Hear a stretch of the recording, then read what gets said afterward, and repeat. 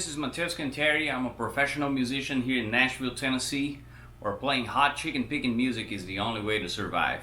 And today I want to show you one of the key aspects of the chicken picking phrasing. You know, I'll get a lot of people asking me about what scales should I use to play country. This thing that I'm going to show you guys today, it's very important. And if you guys like this kind of lessons that I've been posting, make sure you guys subscribe, hit the like button, ring that bell, and of course share it with your friends, because that helps me a lot. So let's get to it. So what I want to talk about today is mixing the major and the minor pentatonic scale. Of course, using some passing tones, which today it's going to be real simple. We're basically only going to use the blue note, you know.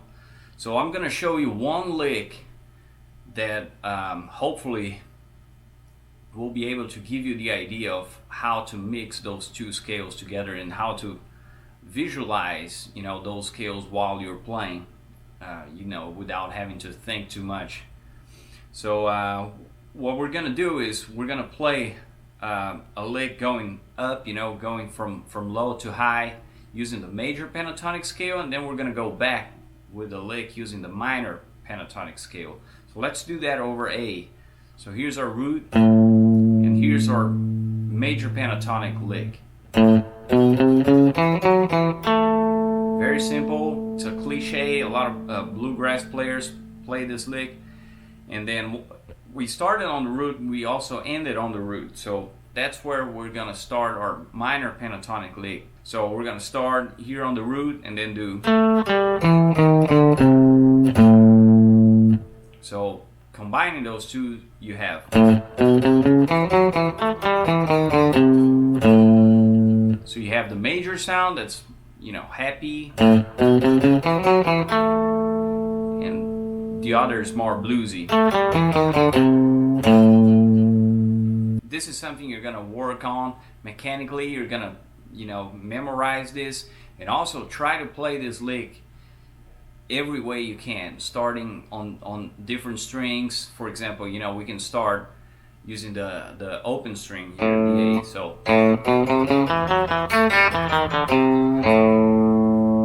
we can start here on the D string, and because of the way the guitar is tuned, whenever we get to the B string, you guys know that usually the fingering changes a little bit, so pay attention to that, and that's why it's so important to practice in different parts of the neck.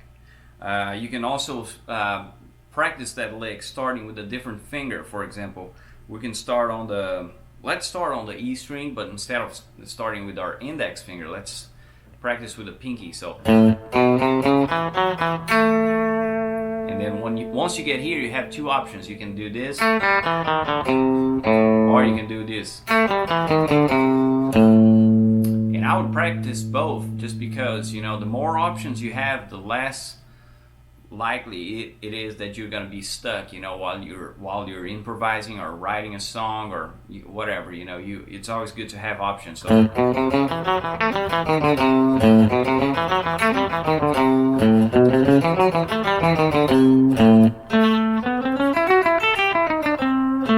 and also try to pay attention to the intervals you're playing. That will help you understand why you know, this is the major pentatonic, why this is the minor pentatonic, what are the intervals of those two scales, instead of just playing it like mechanically, you know. And also start to pay attention to the sound of those intervals, because that's what music is, you know, and that's how you should be making your choices when you're improvising. You should be going for a sound, you know, and then the scales and everything, those are twos that you have. But if you know the sound of a certain interval, it certainly helps a lot. If you practice your pentatonic scales enough, this lick should be plenty to help you locate yourself on the neck of the guitar and find in which pentatonic box you're in. For example, the major part of the lick, this part right here, is enough to tell me that I'm inside this pentatonic box.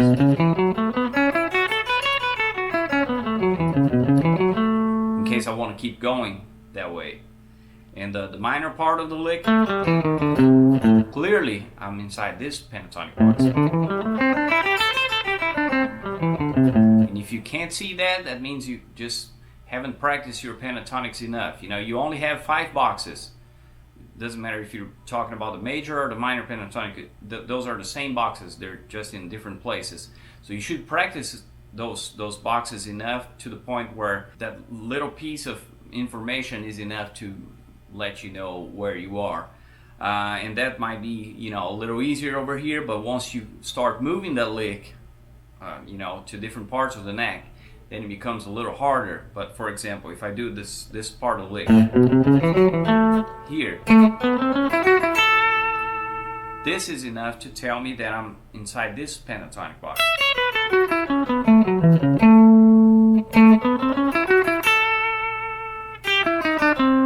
That's the minor part of the lick. And this right here is enough to tell me that I'm inside this pentatonic box. So what we have here is one little lick, but with that one little lick, if you practice it enough and if you pay attention to what you're doing, that lick is enough to, no matter where you are, you can find your major pentatonic and your minor pentatonic. So you know, you can, it's not only about playing that one lick, but being able to see those scales and then use them, you know, when you're playing without having to think too much. And now let's go over some variations of this lick that I think are quite useful and might give you guys some ideas of cool things to do, you know, while you're practicing and creating and stuff. So this is the original lick. I can like create a chromatic line from the root to the flat 7 here by doing this. And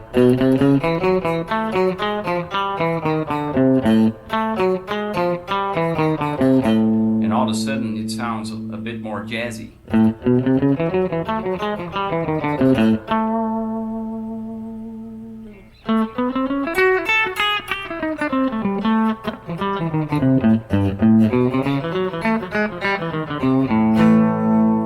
So you can do a lot with this, and of course, you know, get a backing track like a blues backing track or something with simple, you know, 1, 4, or 5 progressions, and try to apply that to each of the chords. You know, move with the progression. You know, when it goes to the 4, you go to the 4, and just keep practicing that way. And I'm sure you guys are gonna find plenty of cool things to play with this little lick. So I hope you guys enjoyed this lesson, and if you want to know more, I got some links for you on the description. And like I said, hit the subscribe button, hit the like button, share it with your friends, and I'll see you next time.